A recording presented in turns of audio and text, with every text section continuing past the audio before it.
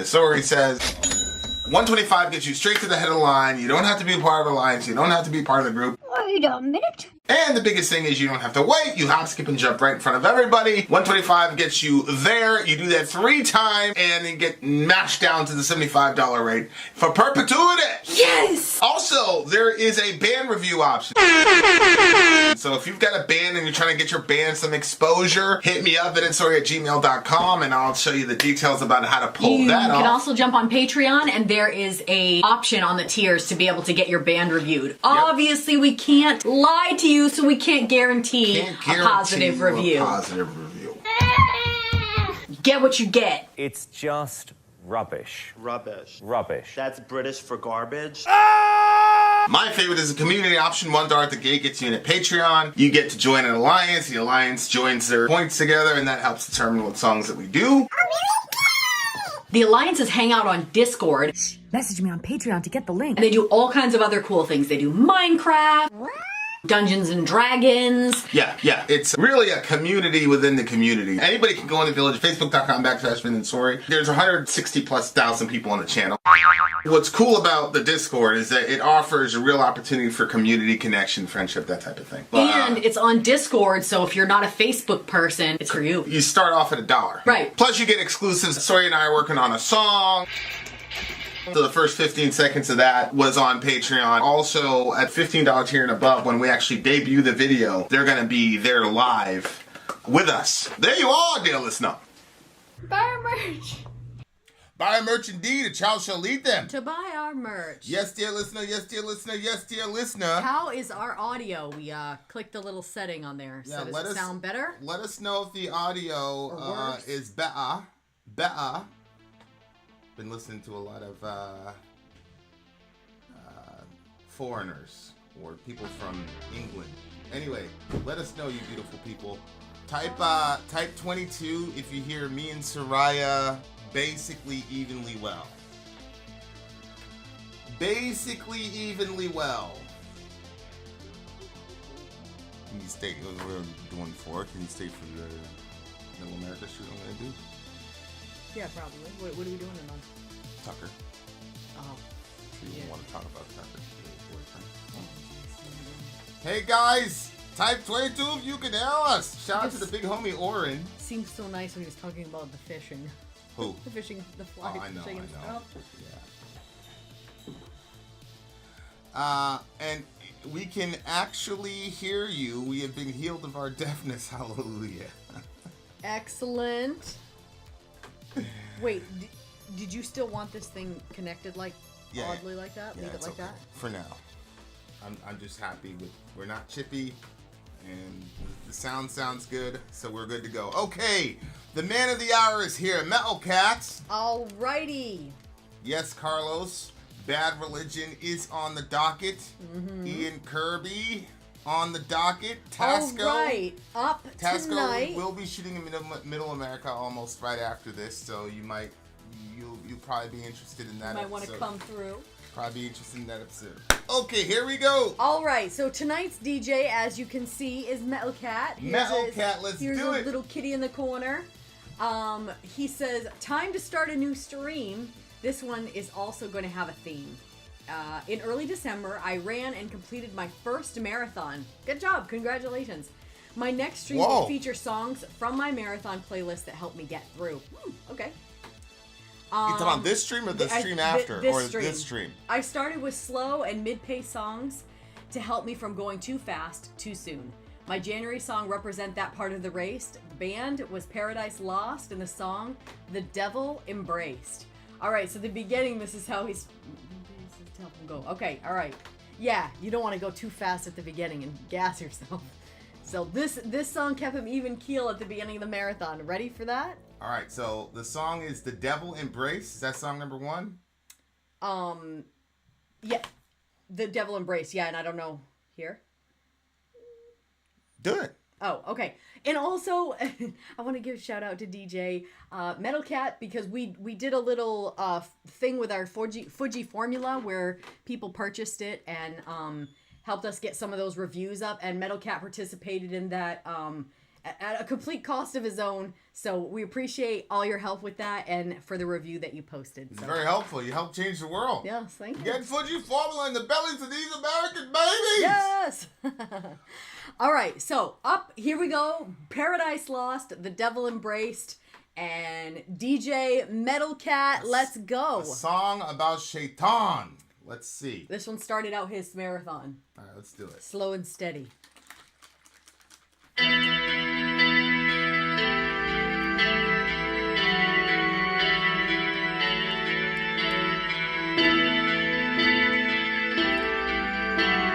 Sounds like Pennsylvania.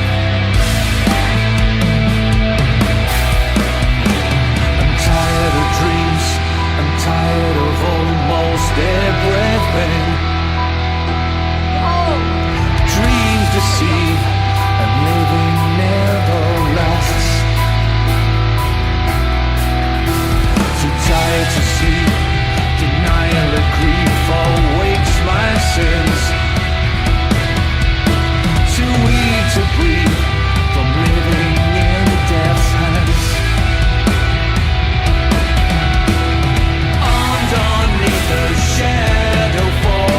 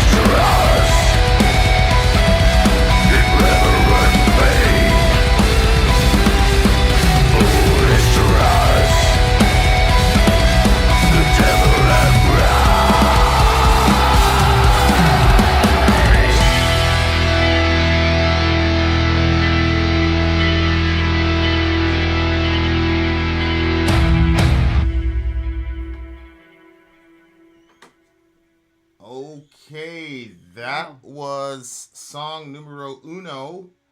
What was the name of it? This one's called The Devil Embraced. The Devil Embraced. Okay. They kept repeating Foolish Trust, so I kept calling the song Foolish Trust in my mind.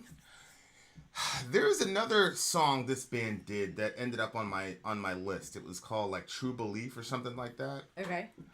I think that was the name of the song. It was like True Belief. Okay. I really, really liked them. You know, for some reason, I had in my head that they were like a mega Cookie Monster type band. Oh, okay. You know what I mean? Yeah. Like I thought it was gonna be all, but they're obviously there. Darker There was Thoughts. Could that be the one you were talking about? Oh, True Belief. Yeah, True we Belief. did. Yeah, Yeah, True Belief. Oh wow, that was 2019. Yeah, that one. Yeah. That one actually. Metlcat picked that one too. That one actually made my. Nice. That one made my running playlist when I would run. Nice. Okay.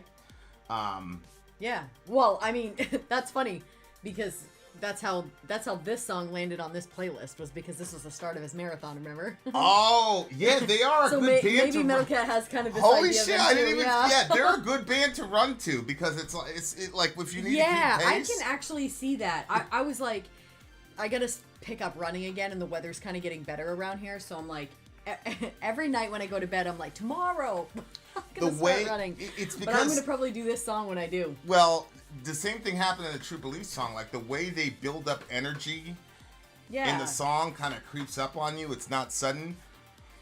I found myself like quickening pace like toward the middle end part of the song or whatever, and then I was letting the song on repeat. The earlier parts you kind of run slower. It just works. It's a weird kind of cool thing, but that's crazy to me that he was using that for his marathon too. That's insane. So is this song like, am I catching this right? I'm looking at this like it's at the end of the person's life. They're tired. It says, I'm tired of dreams. I'm tired of almost everything. Dreams deceive and living never lasts. Too tired to sleep. This was crazy. Denial of grief awakes my sins. Too weak to breathe from living in death's hands. But denial of grief awakes my sins. Okay. It's a crazy line, right? I see that. Yeah. Yeah. So what do you get out of that line? Well, I was thinking that, and the other thing too, like, it seems to me that, at least in this song and in the True Belief song, that he's struggling with the concept of faith itself. Yeah. Because he says foolish trust. And I think the foolish trust here is that there's life after death, or that there's some sort of meaning in suffering. I think, thought it was like for some reason the prayer before somebody, like when somebody was dying, like. Well, yeah, the whole concept, the whole complex of it. Whether you're praying or whatever you're praying, that means you believe that there's some God out there, and if there's a God out there, then most likely life after death would follow, logically speaking. Mm-hmm. Most people who believe in God also believe in life after death. Right. So even praying itself would still be, nonsensical in this guy's world. Right, 100%. But it's one of those things where it's like, I notice this a lot, and this is something that Christians, like, I don't know if we have a hard time understanding, or like sometimes, especially us, when you've been Christian your whole life, you don't have an awareness as to how crazy some of the stuff that you believe actually is. Yeah. Right? Yeah. So, like, for example, if we woke up and on the way to Walmart, the cashier all of a sudden told you he was God and to leave everything behind, leave your channel behind and follow me, and I'm gonna go, down Main Street and start preaching to people. Like, we'd be like, mm-hmm. Like, no disrespect, but you're, yeah. So, like, that's just one of like millions of things where it's like we would look at that as crazy, but that's what happened. That's what we said happened. The guy was a carpenter who's on Main Street. He had an address. Yeah. He didn't float down into the carpentry shop. Like, Right. they grew up with the dude. Right. Now all of a sudden he's God. And literally 30 years of his life, it wasn't like that. Right. His ministry only lasted from age 30 to 33. So, Exactly. So for 30 years, he's a regular guy, like, doing carpentry, and then all of a sudden he's like... Yeah, he's got body odor just like everybody else. Yeah. Like, now all of a sudden, like, but when you've been in religion, or you've been in, theistic assumptions about the world, I mean, I was trying to explain this to somebody, like, there's a difference between saying I have a theory about something versus I have a presupposition about something. Exactly. Generally speaking, like, we think we get our data from, we think we get our theories from just looking at the data and then analyzing the data, and then boom, now we have this theory idea. We don't realize that there's a step that goes before that, which is our presuppositions. Exactly. Yeah. So I was having this scientific discussion about spooky action at a distance and all this. It was a really good, hyper-intelligent dude. And he kept going all these places, and I said, no. Justify materialism. Yep. Right? Because materialism is not science. Materialism is a philosophical presupposition. Mm-hmm. And that's the difference, because when you have a presupposition, all the data has to fit into that presupposition. Or if I have red glasses, right? And somebody says, what color is that light? Well, I have red glasses on. And so I'm going to say that light is red or pink or whatever. And everybody else is going to say, no, it's not. But again, I have a presupposition. But you can wear glasses to the point where you forget that you're wearing them. Yeah. So what happens is I'm walking around with these presuppositions. That's a pink light. That's a whatever. Right? And there are other people saying, well, I don't think so. And I'm like, no, I'm doing the scientific method. I'm looking, I'm observing, I'm comparing, blah, blah, blah. I'm experimenting. Look. And so nobody will ever be able to convince me that light is not pink until the glasses gets taken off. My presupposition has to be addressed. You have to address that. You have to say, dude, you're wearing glasses, right? And those glasses are coloring your interpretation of the data. And see, this is the thing. I've been thinking about it a lot, is that we should know ourselves that we're wearing those red glasses. Right. But we should be appreciative of somebody else pointing that out to us, right, because then we can assess the world around us correctly.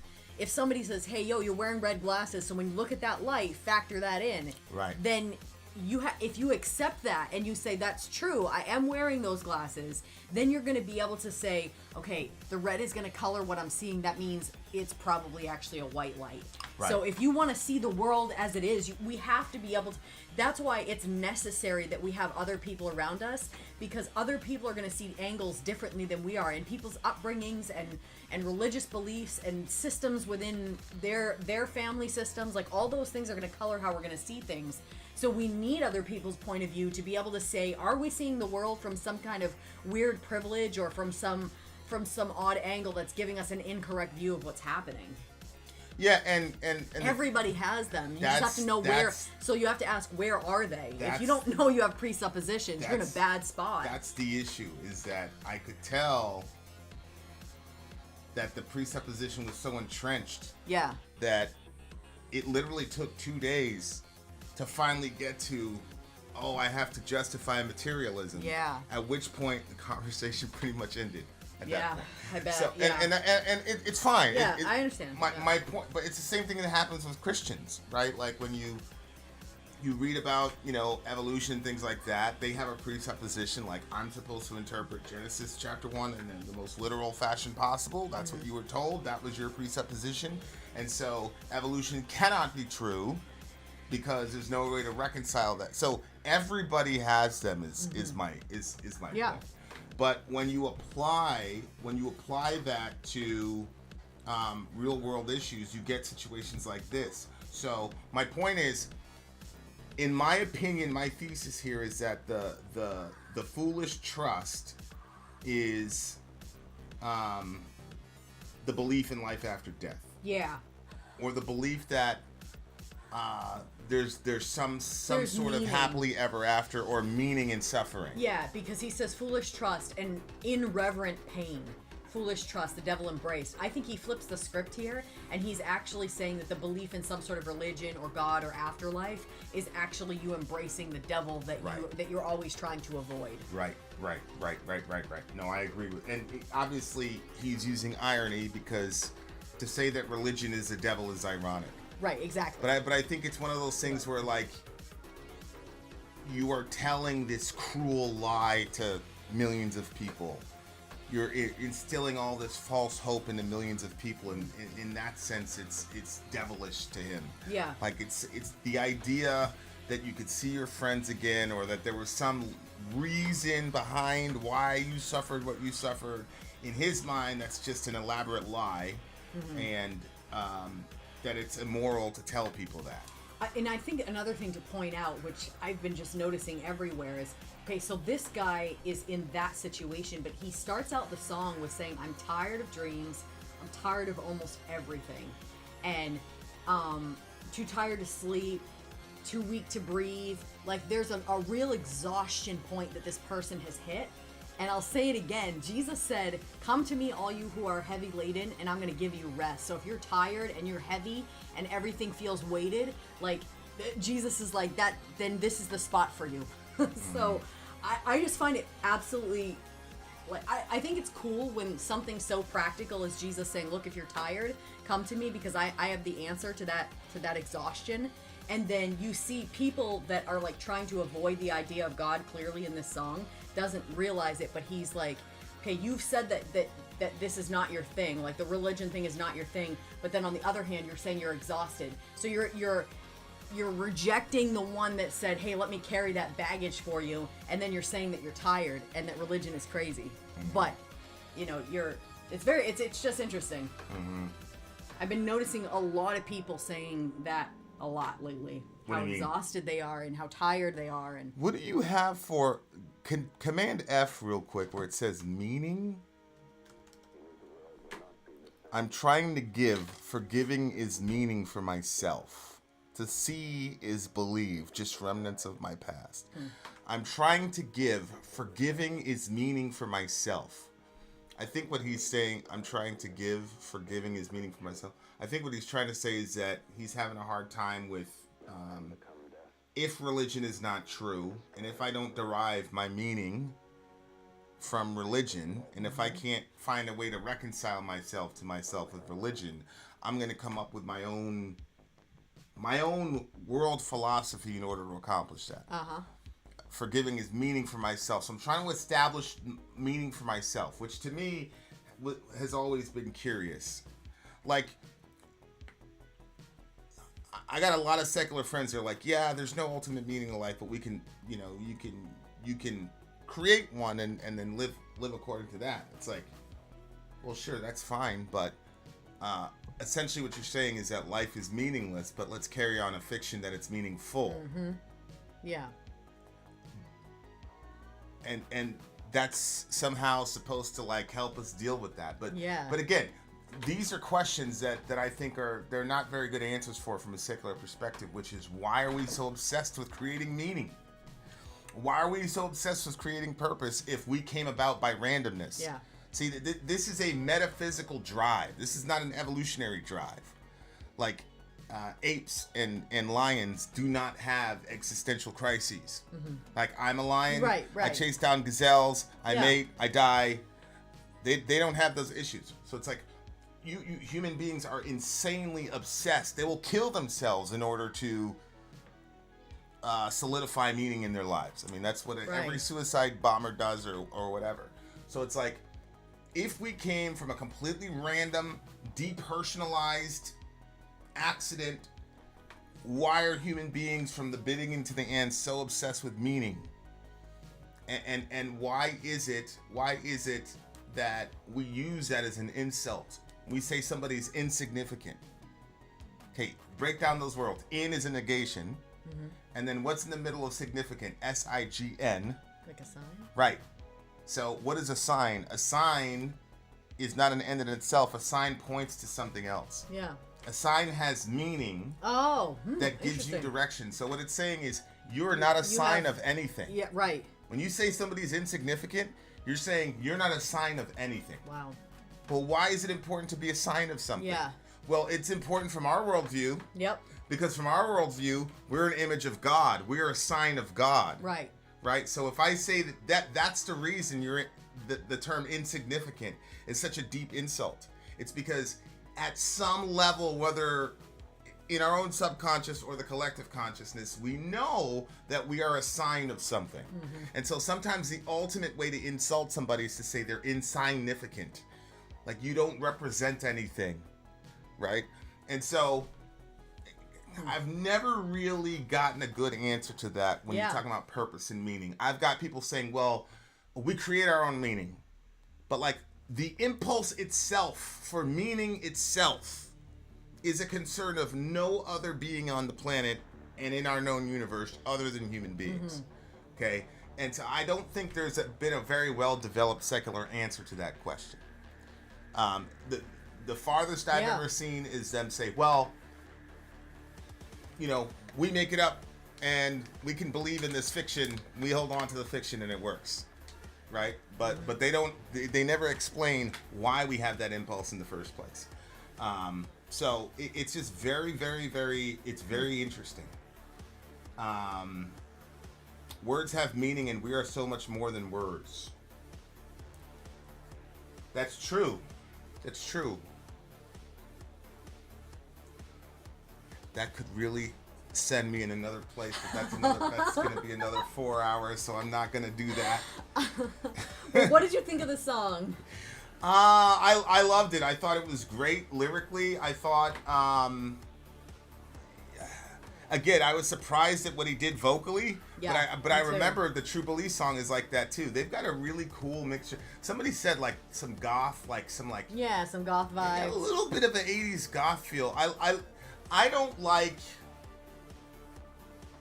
Well, it depends. Like front to back, like Cookie Monster-y is cool if the song is like mega super heavy, like early Slipknot. Mm-hmm. But if it's not a song like that with just like crazy all out aggression, then I love the variation between that. I think it's so awesome. I just added the word running onto it so I can add it to my playlist because I'm going to add it for sure. This is a 9.6 for me. My question is, why does its fiction make it not matter? Fiction is something humans have been doing forever. I didn't say it didn't matter. What I said was saying that meaning is a fiction is something that a secularist would have to say because the secularist believes in an empty sky. My question is, there's a question before the declaration it's fiction, namely that why is it so important to create a meaning, and why is meaning so important to human beings that we will create these fictions to give ourselves meaning? Right. And why is saying somebody's insignificant or whatever, why are those things insulting if we came about by a depersonalized random process of science? Yeah, and why does that's the question. Not knowing the meaning or the why drive people to madness? I mean, people at breakdown saying, but why am I here? What's the meaning of life? Why? Like, just, What's the meaning of life comes with an assumption. Yeah. Namely that life has some ultimate significant meaning. Right. Right? Yeah. So that's the question. Furthermore, it's invalid to live your life as a fiction on purpose, which has a bunch of implications in our society. Holy shit. But wow, yeah, it does.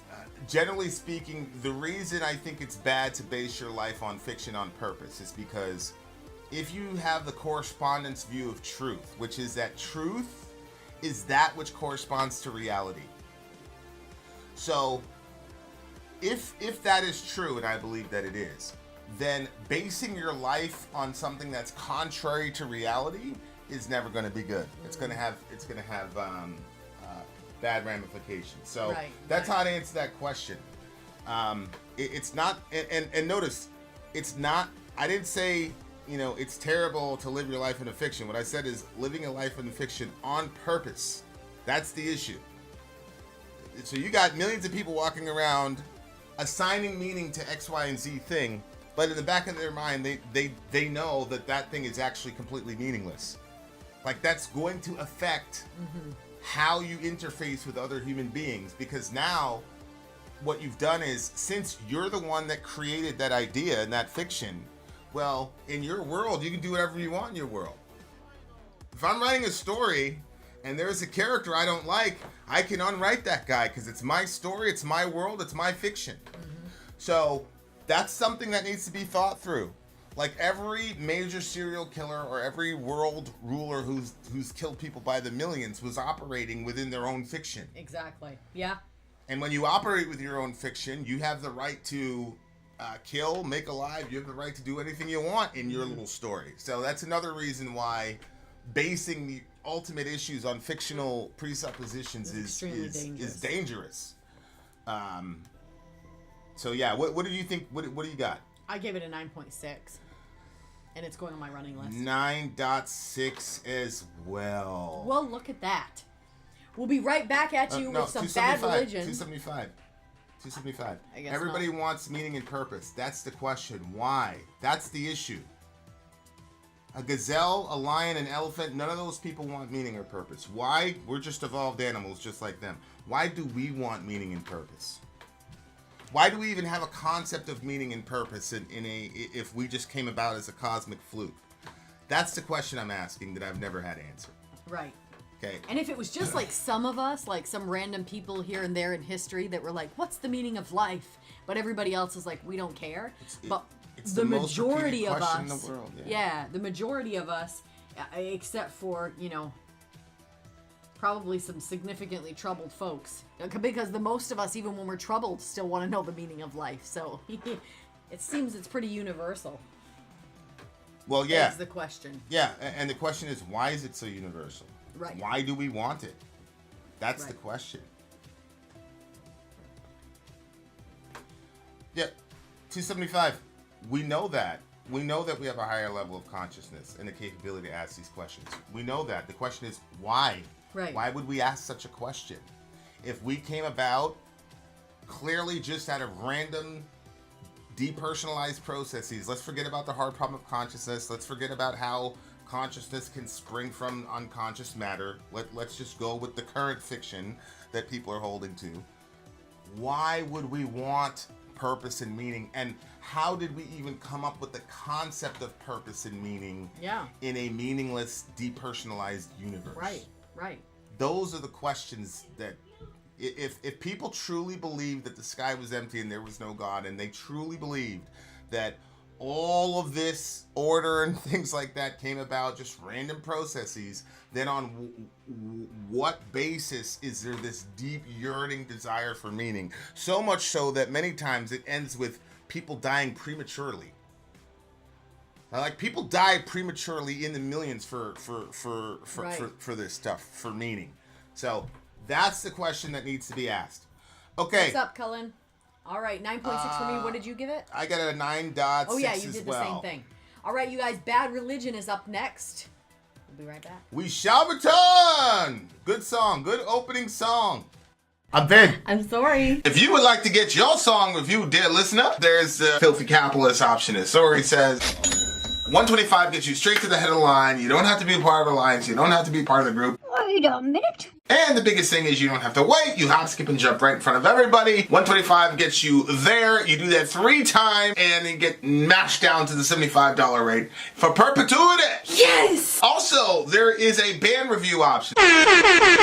So if you've got a band and you're trying to get your band some exposure, hit me up at itsori@gmail.com, and I'll show you the details about how to pull that off. You can also jump on Patreon, and there is a option on the tiers to be able to get your band reviewed. Obviously, we can't lie to you, so we can't guarantee a positive review. Get what you get. It's just rubbish. Rubbish. Rubbish. That's British for garbage. My favorite is the community option. $1 at the gate gets you in at Patreon. You get to join an alliance. The alliance joins their points together, and that helps determine what songs that we do. The alliances hang out on Discord. Message me on Patreon to get the link. And they do all kinds of other cool things. They do Minecraft. Dungeons and Dragons. Yeah. It's really a community within the community. Anybody can go in the village, facebook.com/Sori. There's 160,000+ people on the channel. What's cool about the Discord is that it offers a real opportunity for community connection, friendship, that type of thing. And it's on Discord, so if you're not a Facebook person, it's for you. You start off at $1. Right. Plus you get exclusives. Sori and I are working on a song.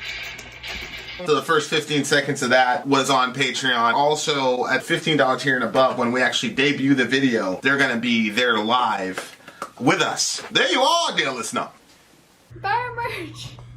Buy our merch indeed. Ciao, solita. To buy our merch. Yes, dear listener. Yes, dear listener. Yes, dear listener. Bad Religion is up next for the big homie DJ Metlcat in the house. Here's his cat DJ here. Metlcat and his... What's the name of this cat? The name of this song... What's the name of the cat? Is it Metlcat? No, I can't remember her name. Oh, Metlcat, what's her name again? You failed me for the last time. Shout out to... Bad Religion is up next with a song called Recipe for Hate. Here we go. Metlcat says that at the remember, Metlcat is bringing us through the journey of his marathon. Right. This is song 2 in the journey. He said at the halfway point, I started to pick up the energy with some faster songs. The next song was the first on the playlist in that category. The name of the song is Recipe for Hate. The band is Bad Religion. The cat's name is Leela. Leela! Thank you very much. I don't know how in the world your sister forgot that, but here we go. All right. Leela is the cat's name. I remember the cat was a girl, though. All right, and I knew here it we had go. a sweet name, I just couldn't remember. Recipe for Hate, Bad Religion. Let's do this shit.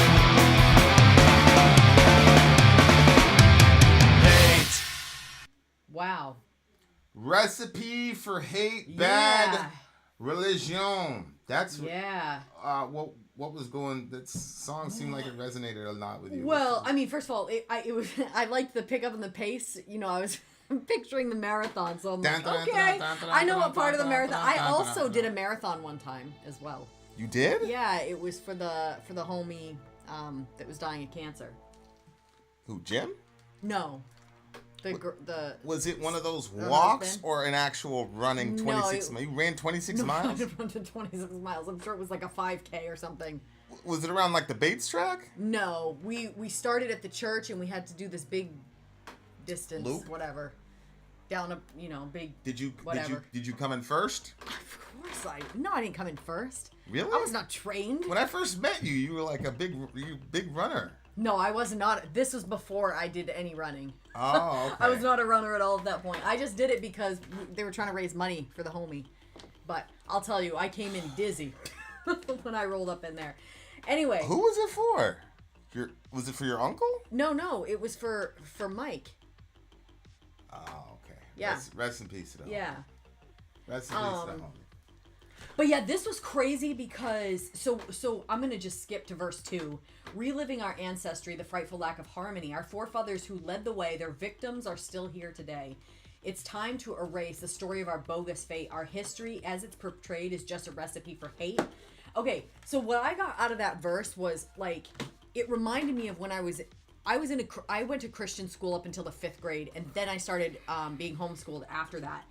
But any time that I remember, now listen, I'm like a BC student. I pretty much hated school, so let's just keep stuff where accurate. Like, I wasn't completely paying attention. At the same time, when we talked about slavery and stuff, I do not remember, and this is a Christian school, I do not remember them saying this was evil, this should never have happened. Like, I don't remember that level of intensity.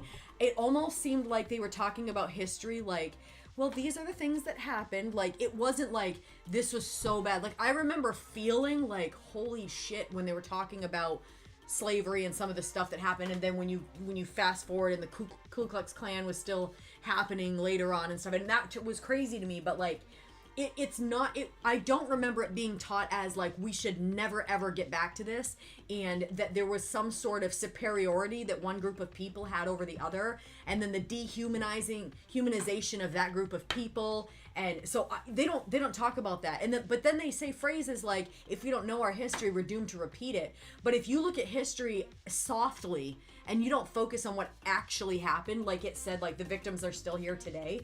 Like there are generations of people that are still suffering under poverty because of slavery and what it was done. Simultaneously, there are also white families that are still living that they have plenty and stuff to pass on to their families because they were actually compensated when slavery ended, rather than the black people that were let out of slavery. The white people were compensated because they lost their slaves. So when you look at history like that, and it's just kind of like, oh, this is what happened. And I'm saying, the reason that I'm pointing out that it was a Christian school was because I can only, like, this is a Christian school, so objectively you can say that everything about slavery start to finish was absolutely wrong, and those people will be judged for that.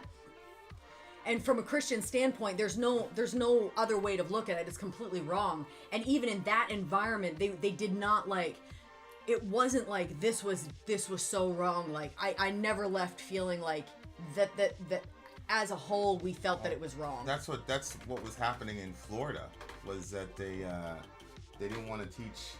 They didn't want to teach on slavery anymore because the white kids were feeling bad about themselves. Oh my word. Or they would come home and say, "Man, fuck George Washington." And the parents were like, Why "What do is you he mean? on our money?" What do you mean, Randy?" Yeah. You know what's funny? I had a very interesting conversation with somebody overseas during the whole Kanye West situation. Okay.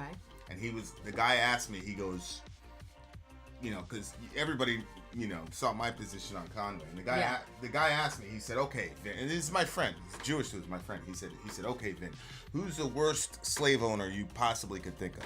I said, Andrew Jackson. He was horrible. He was horrible with slaves. He goes, "Okay." He said, "What if there was a monument to Andrew Jackson? How would you feel about that?" I said, "Bro, Andrew Jackson is on our dollar bills." Like, and I could just tell, like, he's like, holy shit, because this dude is Jewish. You would never have fucking Adolf Hitler and all these people on your, you know, Eichmann and all these people on the right. I'm like, these motherfuckers are on our dollar bill. Right. Like, what are you, like, Yeah. on a 20, I believe. What is it, Jackson's 20? I'm like, what are you talking about? I was reading this thing a couple days ago. Ben Franklin was put his mixed child up for auction, enslaved. You know, after he had sex with his one of his slaves, he had a mixed child. So like all these people are like memorialized. No.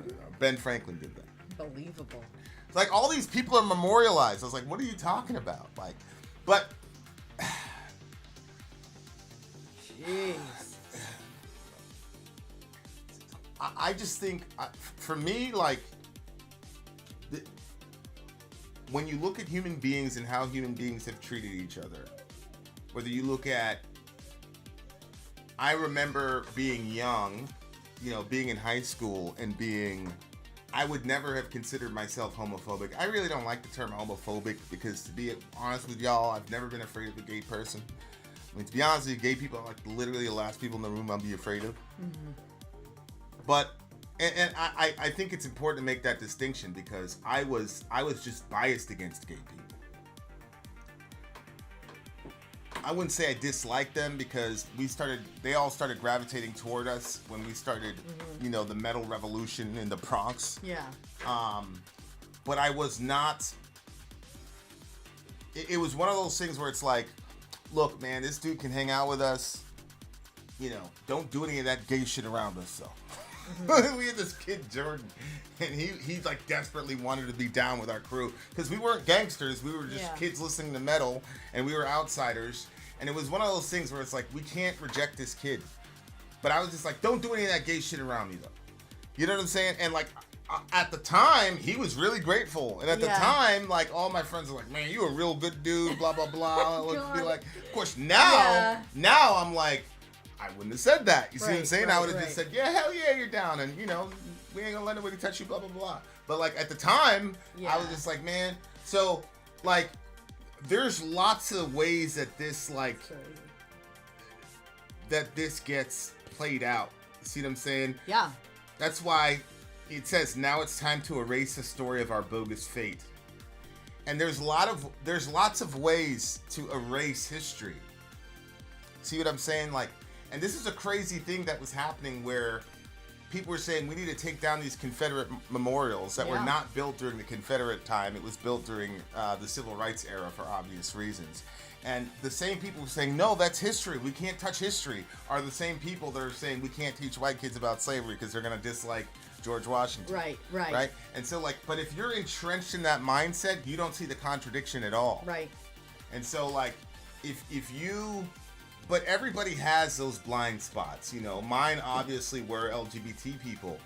We thought we were being nice to them, which we were for the standards of the Bronx, right? Right. For the standards of the time period. Yeah, for the standards of the time period in the inner city, it was okay. But as far as like Christ's standards as to how Christ would have treated them, no, of course not. Like, we fell way short. I fell way short of that. Yeah. And I'm not beating myself up about it. It's just, hey, it's human nature. It's my sinful nature, and God's been gracious to me. And I've had LGBT friends like patiently, work with me and all the rest of it. And here we are. Yeah. But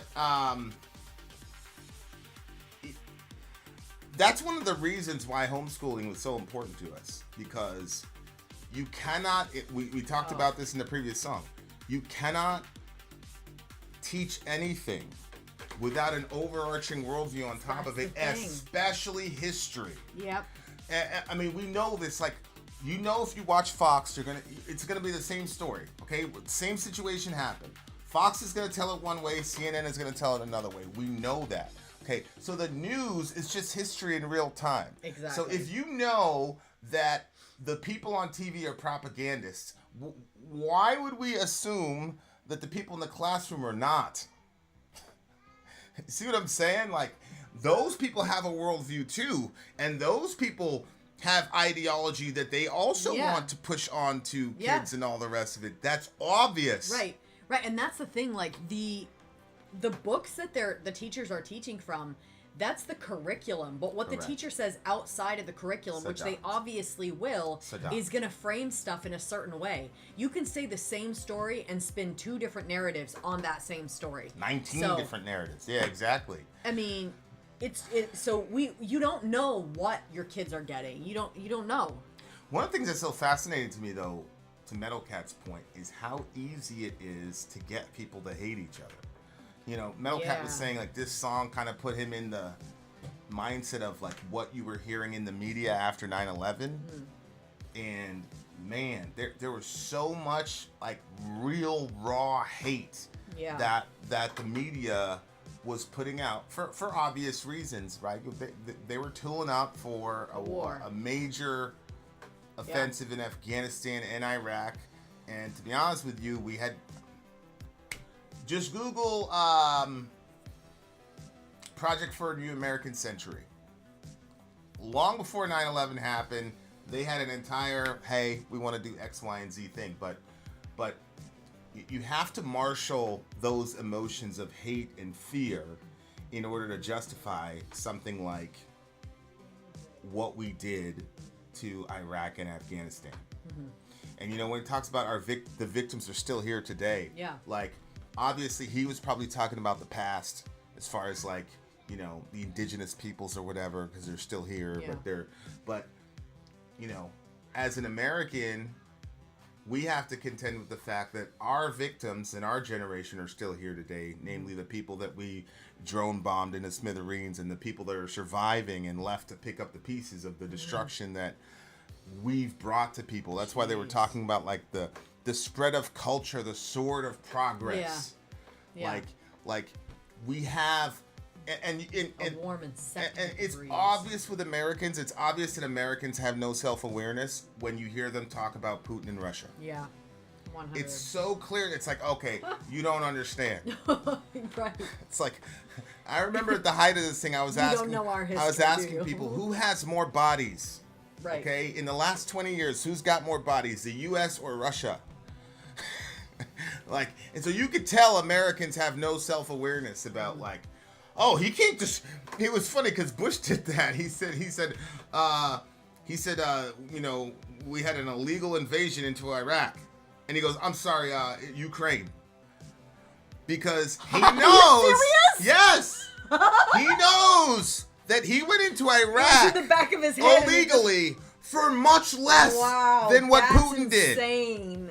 For much less than what Putin did. Sometimes I feel like God's like, look, I'm not going to let you just cover this one up. It's going to be one of those slips, you know? That's the thing. And so, like, but this is the thing that they did to us. Initially, it was, it's either you're with us or you're with the terrorists. We're going to hunt them down into every cave. That was initially what it was. And then it was like, we're going into Iraq. And people started saying, well, yeah, but what the fuck does Iraq have to do with 9/11? Oh, Muhammad Atta met with... Yeah. I know these names, like, significantly. Muhammad Atta met with Iraqi intelligence, blah, blah, blah, blah, blah. It was all this craziness, this nonsense. Yeah. And then when that story fell through, it became, we're bringing them freedom, damn it. The story just flipped on us. Yeah, I remember and nobody that, told us the story was flipping. Because when the narratives would start dying, they would just create new narratives. So it's like, oh, we're going to bring them freedom. And then what happened? Boom, boom, boom, boom, boom. Shock and awe. You remember the shock and awe campaign? You guys don't remember that? It was all the media. It was like shock and awe. And CNN, MSNBC, all these people use the same terminology. Shock and awe, blah, blah, blah. It's like we were being propagandized, and I had no idea. That's crazy. And that's why now, anytime it's like time to go to war or whatever, I'm like, wait a second. Wait one fucking minute. Yeah. Because you guys, they got all these phrases. And it went from shock and awe, then it went to hearts and minds. Yep. And then, you know, your ROE changed all the rates. It was a mess. It was a mess. But the point is, that's why knowing about the past is so important, so that people in the present can say, okay, where are the Nazis now? Like, that's one of the big things about Americans that like kills me. It's like we still don't get the lesson of Nazism. The lesson of Nazism is not to say that Hitler was some weird space alien and the German people were like really bad people. Right. The message of Nazism is, man, be careful. You can love your country, but be careful. Yep. And you can love advancement in technology, but be careful. Never ever love any of those things more than the people in front of you. And the biggest lesson that I learned from Nazism is that everyday people, given the right circumstances, will turn their neighbor in to be gassed. Will murder their neighbor and take their shit.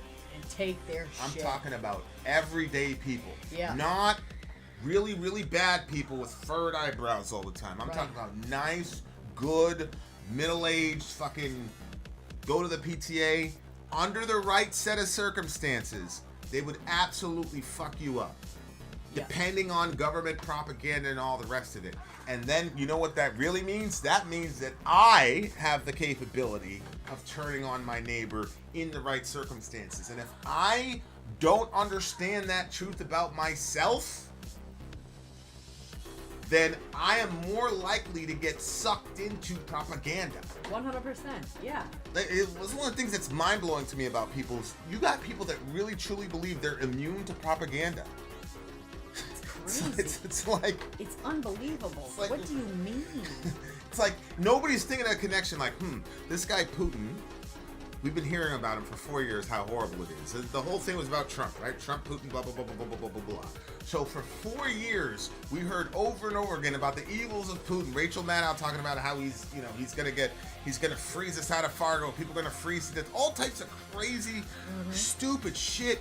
And it wasn't there at all. But by the time we got to the end of the Trump administration, the vast majority of Americans were willing to believe the craziest things possible about Putin. And so when what happened, we completely took a one-sided perspective on it, didn't think through the ramifications, didn't ask why, didn't look at the history. All of this stuff happened, and it's because we have the assumption that we're the good guys. Yeah. You always assume that you're the good guys.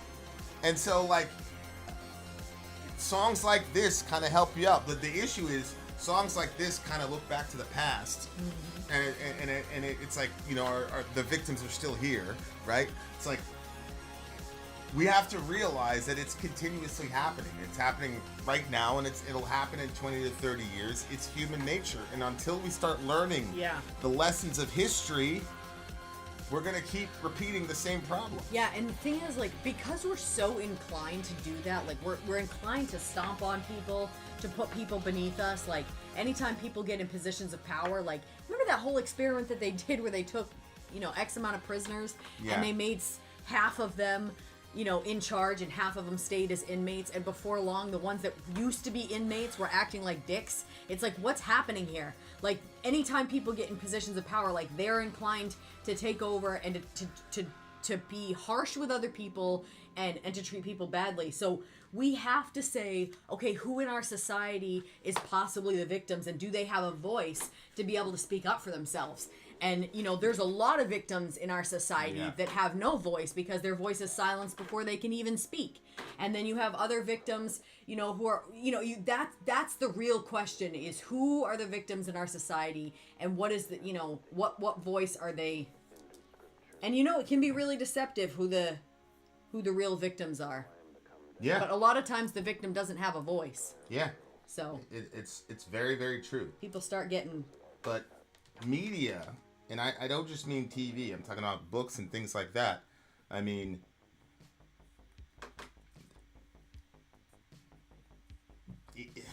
like I said, it's one of the major reasons I homeschool I've never once considered putting my children in any sort of public education. Socially, philosophically, theologically, to me, it's unjustifiable. I agree. I considered it one day when I was very overwhelmed. But the thing is, the people in those institutions know how important shaping the minds of children are. They know. And that's why you have all types of weird shit happening where people are like, yo, why are we doing this? They know. It's because it's there and your parents aren't there. Yep. So the only adults in the building are going to shape the mentality of your kids, and then, you know, we don't need you. Yeah. We don't need to convince you. You're already dyed in the wool. We don't need to convince you. But if we get your kids, we're good to go. And say what you want. I mean, it doesn't take long before kids don't want to talk about what happened at school. Yeah. Parents are always trying to drag it out of kids. I mean, hell, considering the economy and everything that's going on, parents aren't asking them questions anyway. They're too stressed out over shit. It's a horrible, horrible, horrible situation. What do you got? What do you give it? 8. This song is a solid 9.3 to me. 8.7 for me. 9.3. Recipe for Hate, Bad Religion. All right, you guys, up next is Eternal Champion, Ravening Iron. Ravening Iron. So we'll be shall right back. return. Then out. Sori out. Gone. Harambe. Raised a Christian, now lost, been black-pilled on life. Any advice? I'm assuming that black-pilled on life is in reference to embracing nihilism, my advice would be to read the Gospel of John and then send me an email, and then we'll talk after that. vinandsori@gmail.com. Just put I promise you, if you flag the email, I will get it. I mean, I get hundreds of emails a day, but flag the email as Hammurabi's homeboy. Harambe. You remember Harambe? Hammurabi. Hammurabi and Harambe are completely different individuals. That's right. Now he's the most important ape on the planet. You remember that? Yeah. All right, you guys, Eternal Champion. We'll be right back. Eternal Champion's coming up next. Harambe, read the Gospel of John. Send me a thing, and we'll do the 80s things. We'll be pen pals, inshallah. But never you worry. I was in that situation myself. I was running around calling myself an atheist. I tried very, very hard to be an apostate. It didn't work out for me. And inshallah it won't work out for you. But yeah, man, life's tough around here. If you don't have some doubts or some whatever, it may be that the person has a gift of faith, but it's more likely that people aren't paying attention. There's lots of shit in the world that could make somebody extremely discouraged with life, and Christianity in particular. So I feel you on that, my guy. We're getting quite the spread of styles on the stream tonight. Yep. Craziness. So all of our socialization is unjust. That just means that we have a necessary step untalked about called unlearn the culture and making our own decisions. Well, I think making our own decisions is what got us in trouble in the first place. So I don't think making our own decisions is a solution either.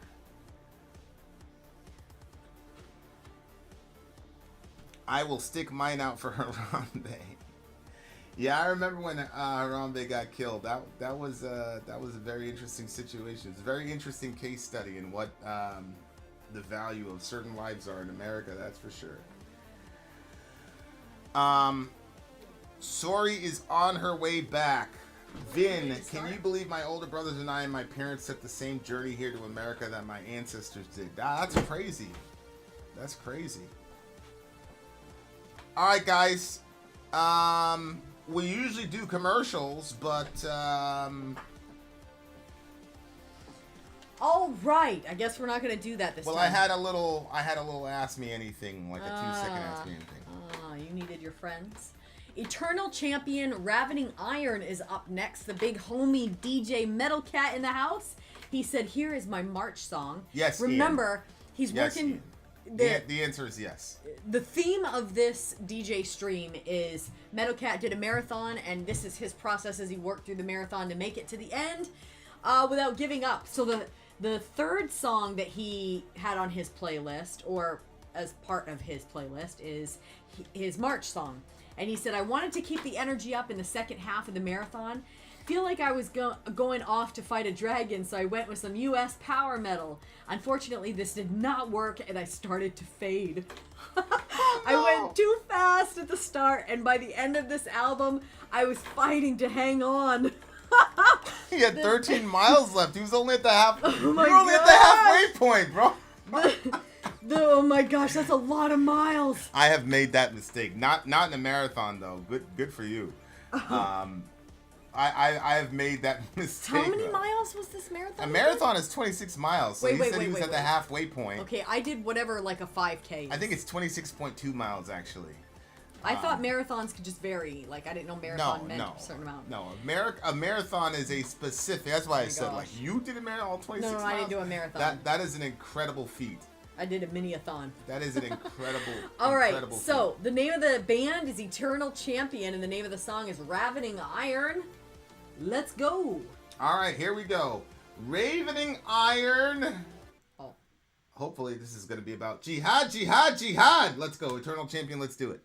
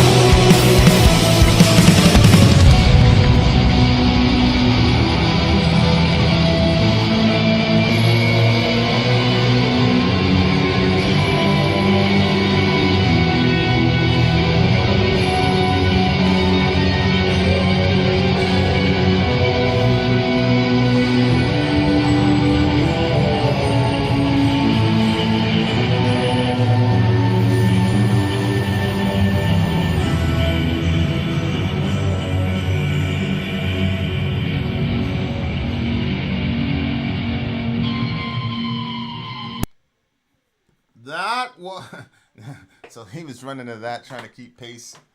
Oh my gosh, and then he got gassed. I mean, what else is going to happen? I can see how that happened.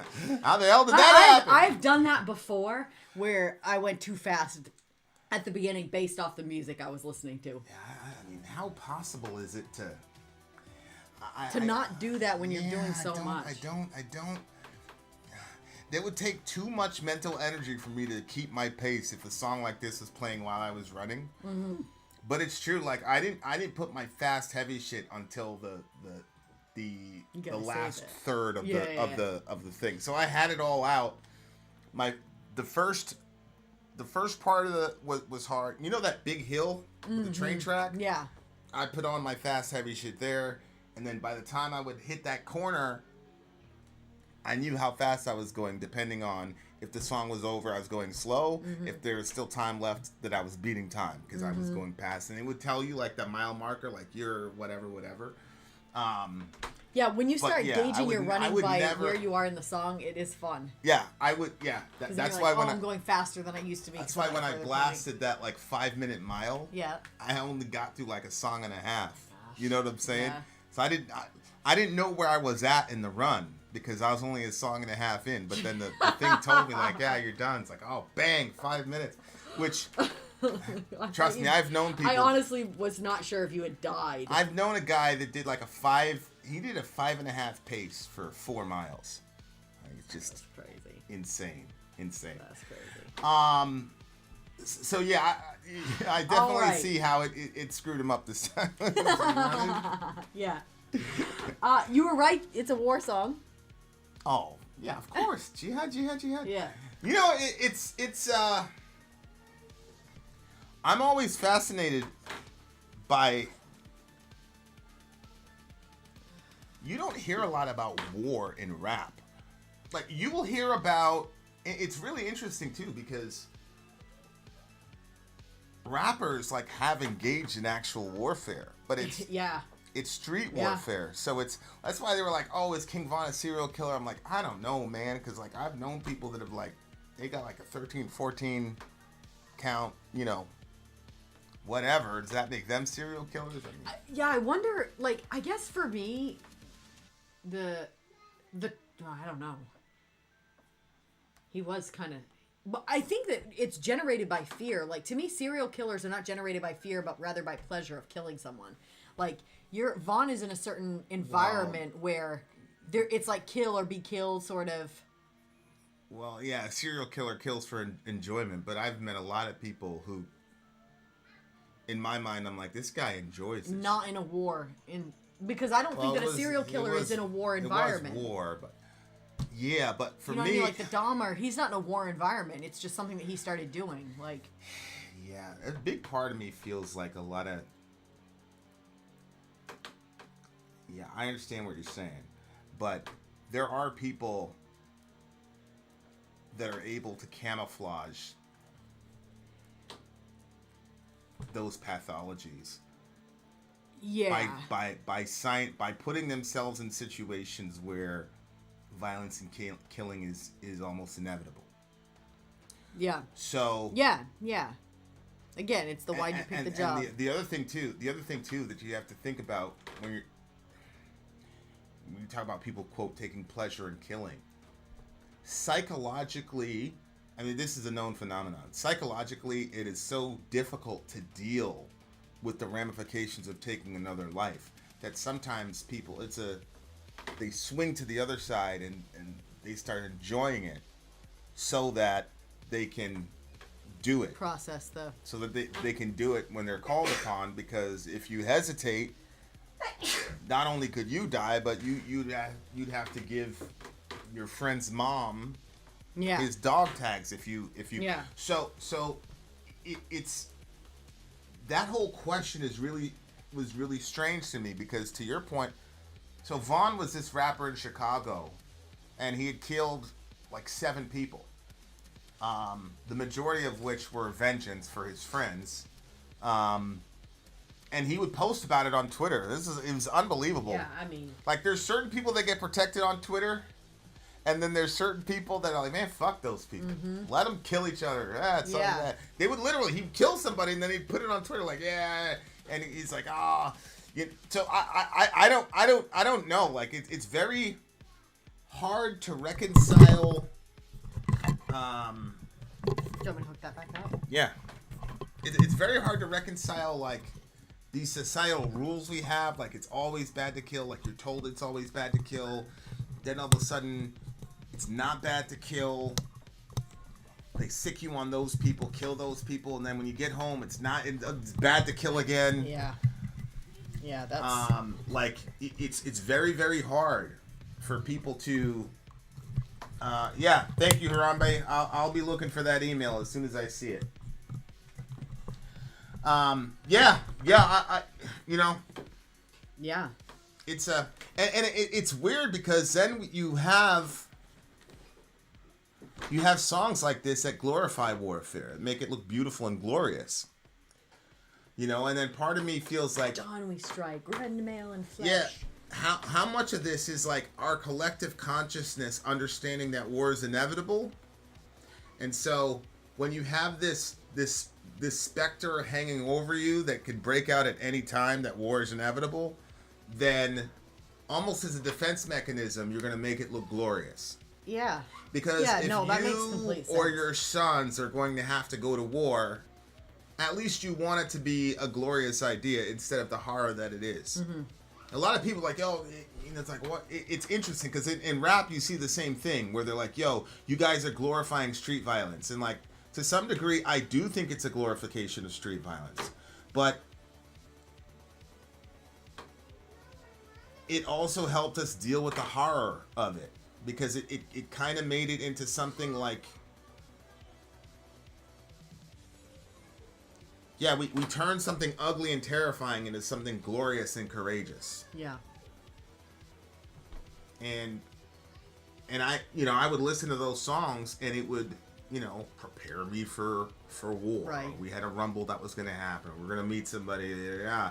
And there was a certain set of songs I would listen to get me into the mindset. But I almost feel like sometimes, like maybe rap is glorifying street war, or maybe it's for the same subconscious reason that a lot of metal bands do songs glorifying war, which is to say, this is inevitably going to happen to us.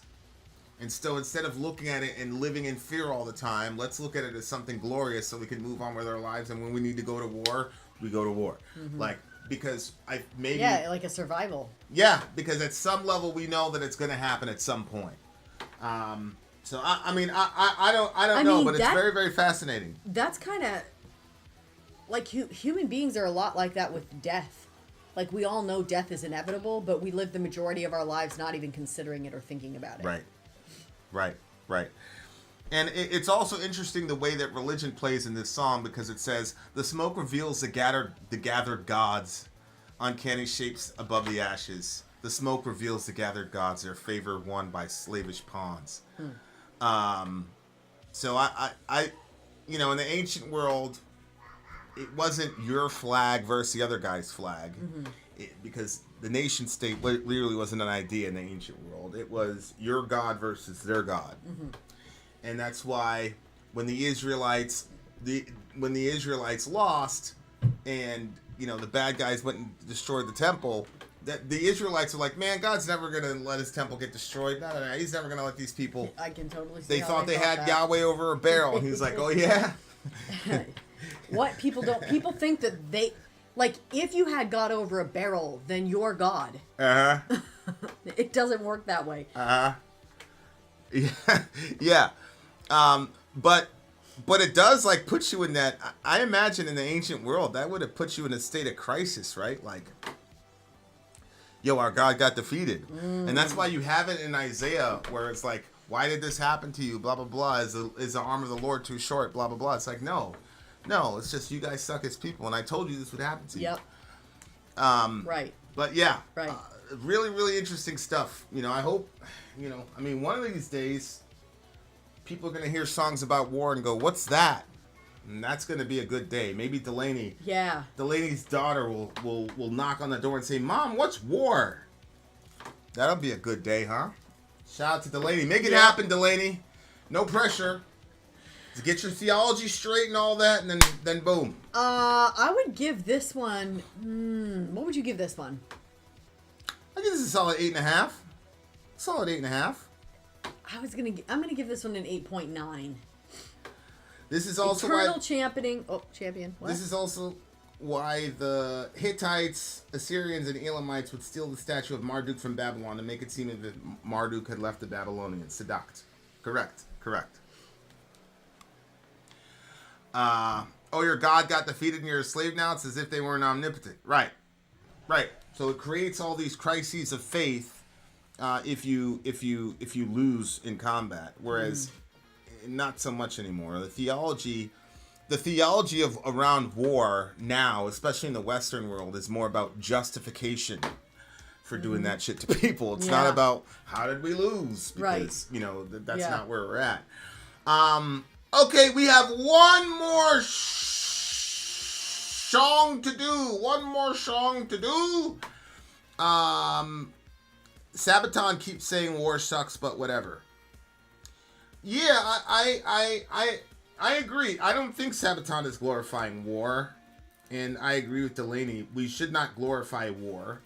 I'm just looking more into why we would glorify war if it's such an ugly thing.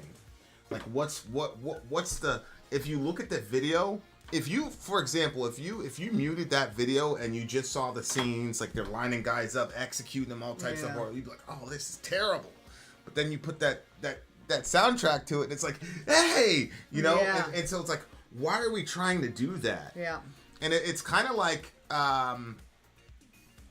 in the Old Testament, the priests had these elaborate oil mixture type things that only the priests could wear. Right. Like the perfume, it was only the priests could have it. Yeah. And nobody else was allowed to have it, only the priests.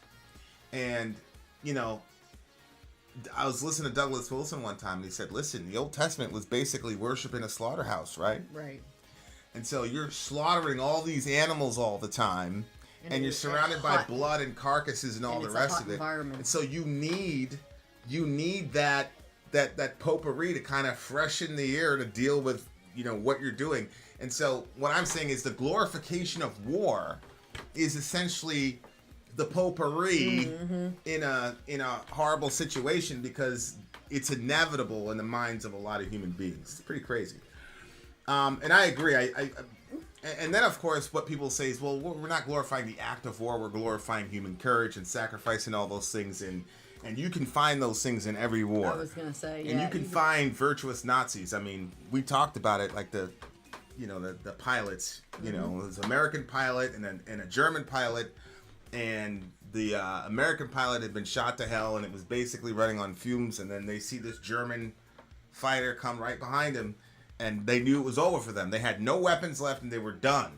I mean, one of the engines was actually on fire. He was like 20 miles away from whatever. And this German basically escorted them into the green zone, and then went back to where he and then they found each other after the war. And the German says that he loved that American more than he loved his own brother. And they'd only met each other in the air for 20 minutes. You'd have to. His own physical brother? Yeah. Wow. He said, the German dude said he loved the American more than his own. And they only met like once or twice in the real world. That makes you wonder, like, what was going on, like, maybe there was just so much violence and so much stuff that you had to, like, come to terms with, that you participated in. Like, maybe you needed one event, and that was your one event, and then you put everything into it because it had to be that important, because it's a one life you saved versus everything else that you did, all the other carnage. That's the thing. It's a terrible, terrible burden to kill someone. Yeah. So there is so much meaning behind everything that everybody does. It's like I feel we only know like 2% of why we do everything that we do. There's so many reasons for it. But it was pretty beautiful. It was pretty beautiful. Yeah. But at the same time, in Saving Private Ryan, that American guy saved that German guy, and then An hour later, I mean, that's what I was thinking. I was like, you saved that guy's life so he can what? Gas up and go shoot more of your own people. That's what he did. He killed him. The guy that got saved went back and killed the Jewish dude from the. You know, so it's one of those things where it's like, yo, it's just, you know, it is what it is. All right. We got one more song on the way, dear listener. We are coming right back. Vin out. Sori out. Gone. Ian, I will get you the pilot story. I will get you that pilot story because I figured you'd like it. We shall return. I'm Vin. I'm Sori. If you would like to get your song reviewed, dear listener, there's the filthy capitalist option. As Sori says, 125 gets you straight to the head of the line. You don't have to be a part of the alliance. You don't have to be part of the group. Wait a minute. And the biggest thing is you don't have to wait. You hop, skip, and jump right in front of everybody. 125 gets you there. You do that 3 times, and you get mashed down to the $75 rate for perpetuity. Yes! Also, there is a band review option. So if you've got a band and you're trying to get your band some exposure, hit me up at sori@gmail.com, and I'll show you the details about how to pull that off. You can also jump on Patreon, and there is a option on the tiers to be able to get your band reviewed. Obviously, we can't lie to you, so we can't guarantee a positive review. Get what you get. It's just rubbish. Rubbish. Rubbish. That's British for garbage. My favorite is the community option. $1 at the gate gets you in at Patreon. You get to join an alliance. The alliance joins their points together, and that helps determine what songs that we do. The alliances hang out on Discord. Message me on Patreon to get the link. And they do all kinds of other cool things. They do Minecraft, Dungeons and Dragons. Yeah. It's really a community within the community. Anybody can go in the village, facebook.com/Vin and Sori. There's 160,000+ people on the channel. What's cool about the Discord is that it offers a real opportunity for community connection, friendship, that type of thing. And it's on Discord, so if you're not a Facebook person, it's for you. You start off at $1. Right. Plus you get exclusives. Sori and I are working on a song. So the first 15 seconds of that was on Patreon. Also, at $15 tier and above, when we actually debut the video, they're going to be there live with us. There you are, dear listener. Buy our merch. Buy a merch indeed, a child shall lead them. To buy our merch. Yes, dear listener, yes, dear listener, yes, dear listener. All right, you guys, Metlcat in the house, DJ Metlcat. Neil, I was planning on doing my taxes tonight, but I'm here instead. There'll still be time. It's not a mega stream tonight. So after this, though, you know, if you still want to hang out, head on over to Middle America. We'll be over there. A rare Middle America commercial. We had the light perfect, and then you ruined it. My eyes they're like... Oh, I figured that's what happened. And then when I turn the brightness, honestly, I want this up like this. But then it like washes me out like that. All right, 1914, Don't Tread on Me. Metlcat is bringing us through the journey of his marathon. He had 4 songs that he kind of like... 26 miles, dear listener. So this is the last song, and he said, here is my April song, and the last one for my next stream, which was this stream, actually. What days do you... Oh, that's what days do you have available to schedule?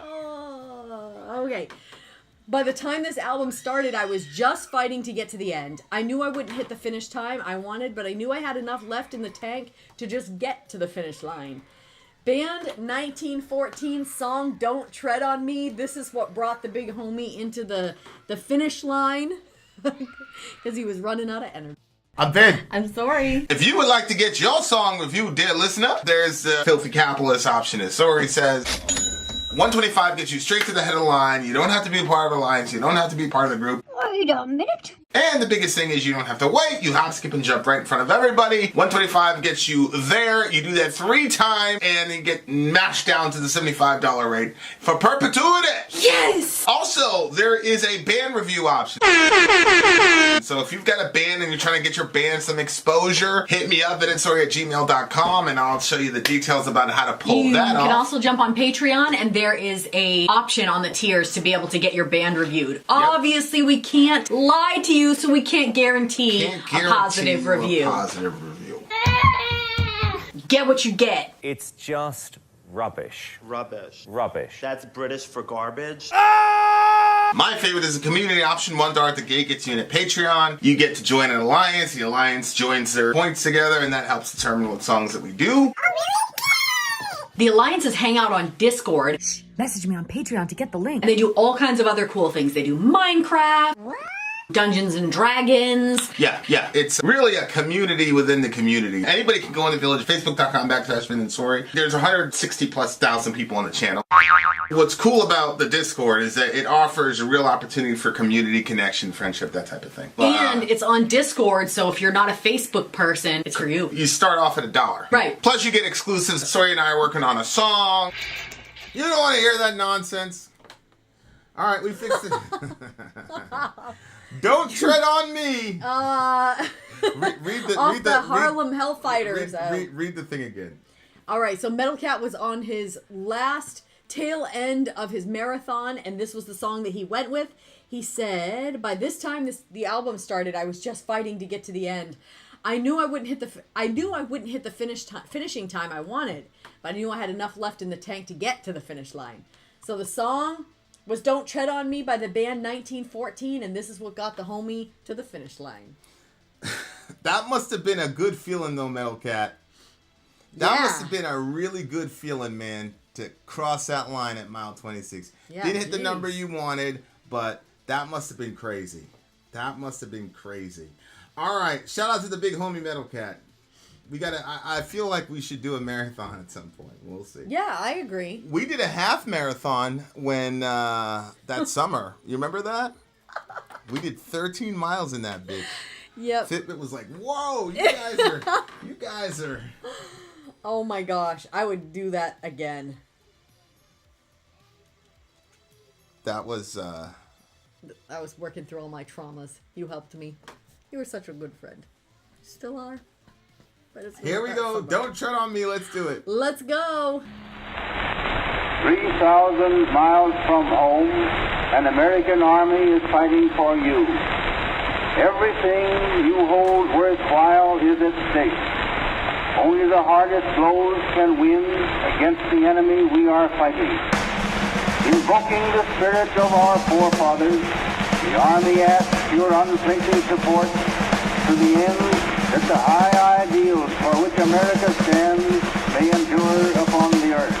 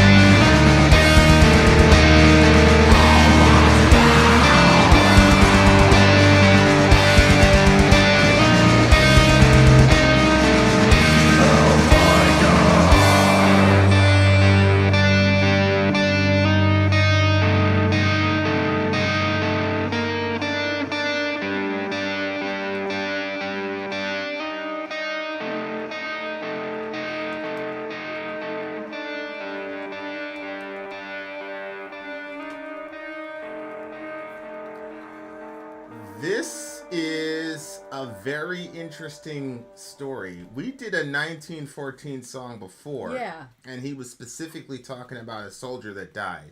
I don't know if you remember that. Yeah. But it was basically the letter written to the soldier's mother. And it was a real person. This song is also about a real person. It was about Private Johnson? It was about an all-black regiment. Oh. In World War One. Okay. It says basically they had to give him the American Expeditionary Forces. That's why he says I'm AEF. Yeah. That's the American Expeditionary Forces. Detached the all-black regiment to bolster an ally and preserve racial segregation in the American command. Wow. The French, however, were less concerned about racial inequality and welcomed the African-American regiment that would earn its nickname as the Hellfighters from Harlem. Wow. So all the exploits that happened was this black dude right here. 5'5", 120 pounds. No way. This guy right here. He basically got the French Medal of Honor. They gave him the Medal of Honor like basically 2 times around. Wow. But, okay. I mean, look, when we were coming home from World War II. This was World War One. When we were coming home for World War II, they put the black they made the black soldiers sit on the back side of the train, and the white soldiers with the Nazis were up at the front side of the train getting first class treatment and all the rest of it. Viva the USA! So it's crazy to me that they did a song about this guy. Yeah. That's pretty cool. That's pretty badass. And they didn't mention his race or anything like that. They tell stories about war, and this is a story that they told. And I thought that was that's pretty significant to me. That was crazy, huh? Yeah. This is a lot of, I had a magazine clip of just 3 rounds, and I fired it all. There was no time for reloading. I swung my rifle, brought it down with a blow upon the enemy's head. He went down crying, and close-in fighting began. I stabbed one, Jerry, in the stomach, felled a lieutenant, and took a pistol shot in my arm before driving his knife between the ribs of a soldier who had climbed on my back. This guy, that's like hand-to-hand combat. It is a very strange thing. The name of the song is "Don't Tread on Me." To be black and fight for this country. Yeah, it's got to be. It's just a crazy. It's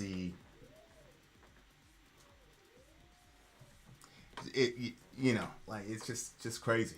And like when you were just listening to that political stuff, and Hillary was talking, you're gonna have to put some context maybe, but she was trying to bolster her point by saying there are 550 guys from the armed forces or whatever, like different people that were also like on her side about something, but she was talking about their position and what they had done in the military and stuff. Yeah. And it's like, you'll use that when it's to your benefit, but like, how about if you gave them the same respect of saying, hey, how's it like to be black in America after you fought for this country? Like, let these people speak. You know what I mean? Yeah.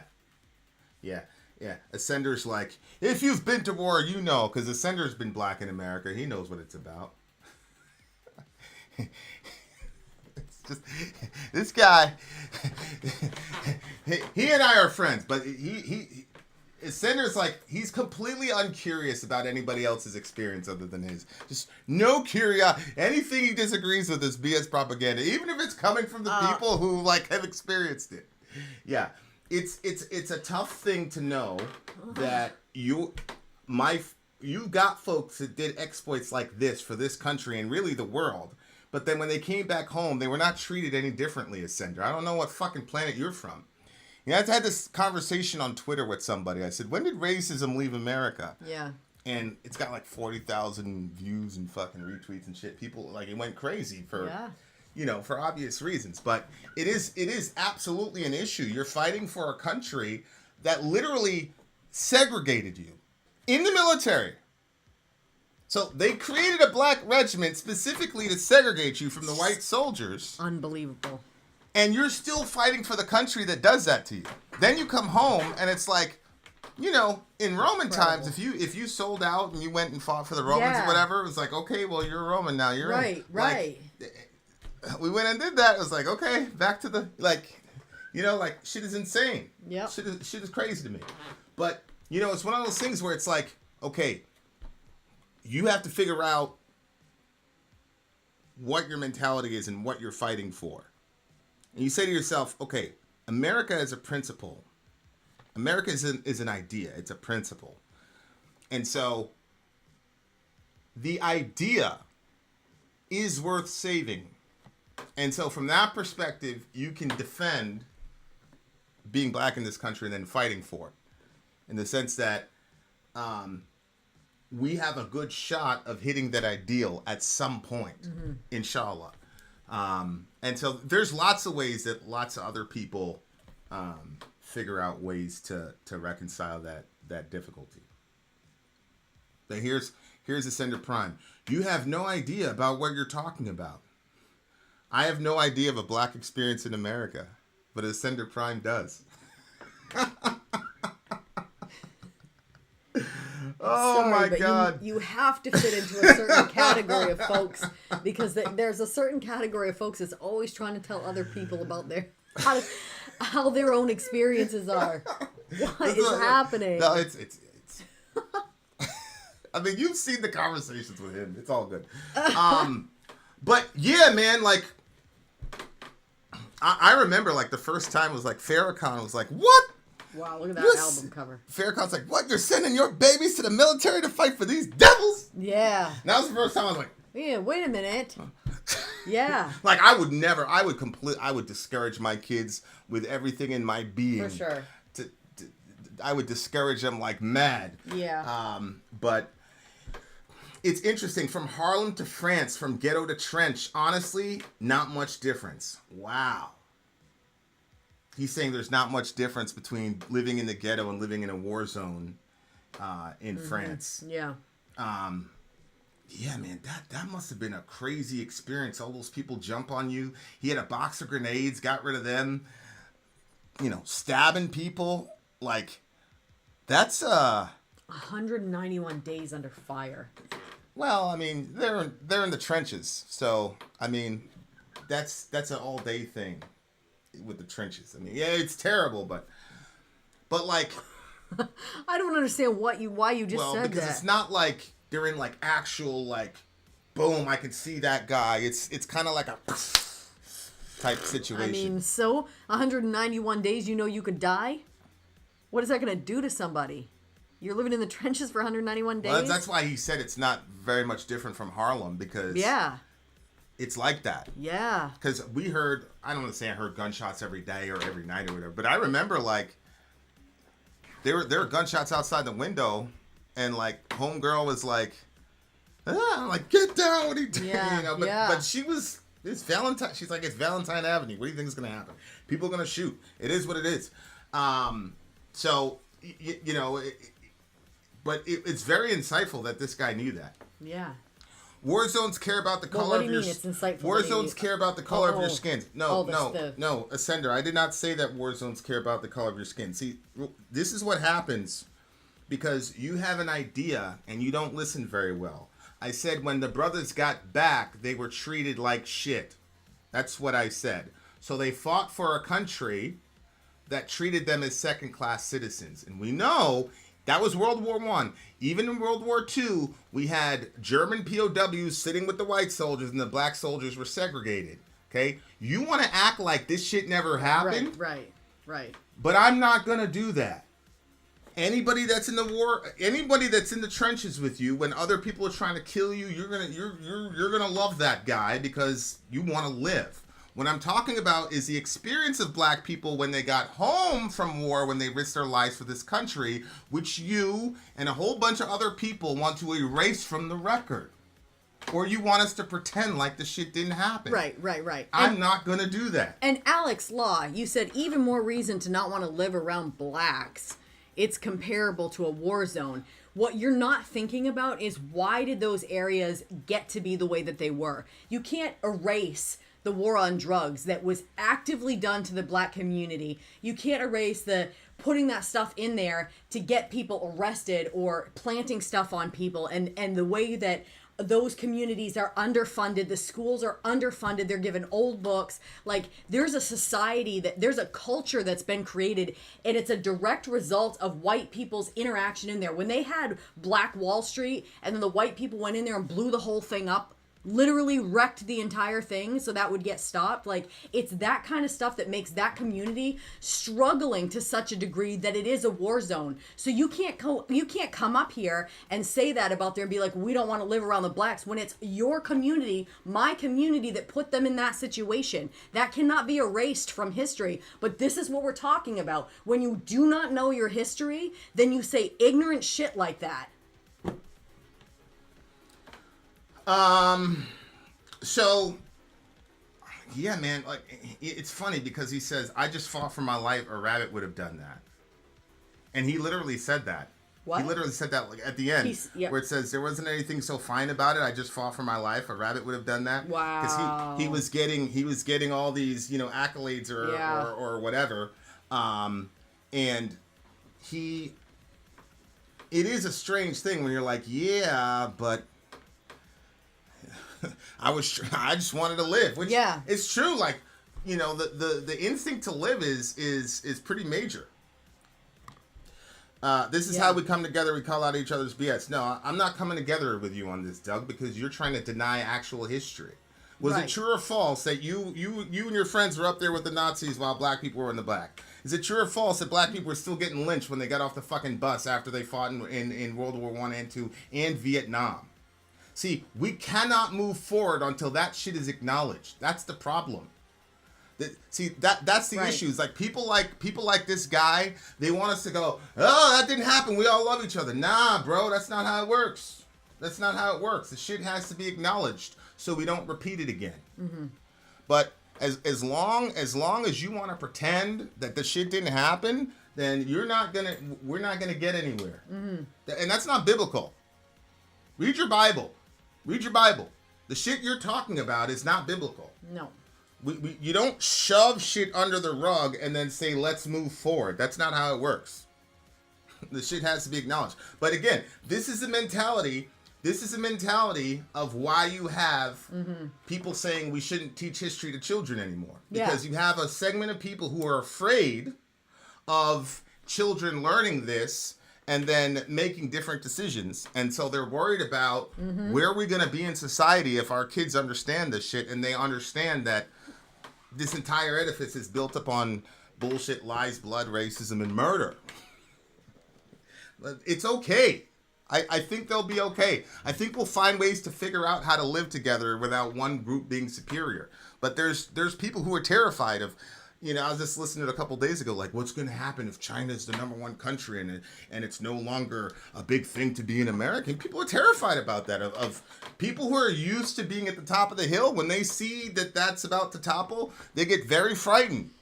And I understand that a lot of this is a fear response from people who are seeing their edifice about to collapse.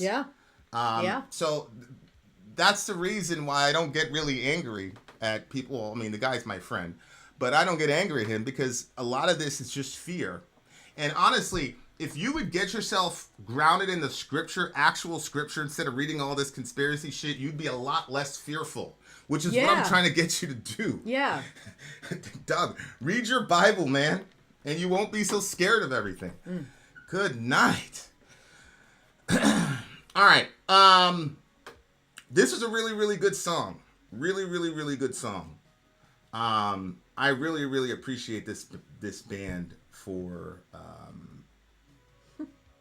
showcasing this guy's story and not they could have been racist themselves, you know what I mean, and only showcased white privates, but this guy's story was crazy. What he did was amazing, and wow, like the wisdom at the end to just say, I fought for my life and a rabbit would have done that. That was just so crazy because he's there is a sense in which he's right. Like, all the stuff that he did was wild, but then when you're like, wow, like he did all that stuff because he was fighting for his life. Oh man, wow. There was another guy, I forgot what he was, but he got the he took out like 7 tally with like a with a pistol or something like that. And then he killed the rest of them with their own AK-47s. Like, this guy was insane. It was him versus everybody else. Like, it was unbelievable. I forgot what the guy's name was. English dude. The Queen gave him, I don't know what the English version of the Medal of Honor is, but it was like, it was something. He got that because he went That's crazy. crazy. Nothing, Dwayne. Nothing at all. Yeah, Luminous Night. Tell me the author of that book. I'll pick it up. Yeah, man.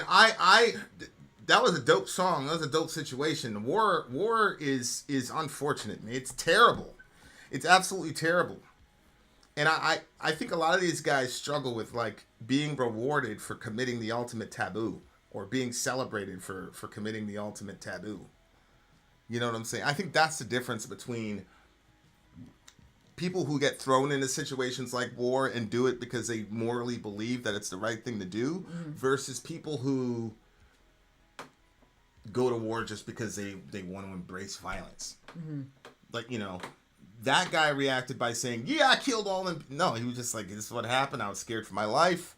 This is what I did. Yeah. I think that just shows, like, the difference. That's why I think, like, there are some serial killers that probably, like, entered into the service during times of war to scratch that itch. And I don't think they would say that. I think they would just talk about how fun it was and how whatever. Exactly. Yeah. This guy was like, look, man, they were there.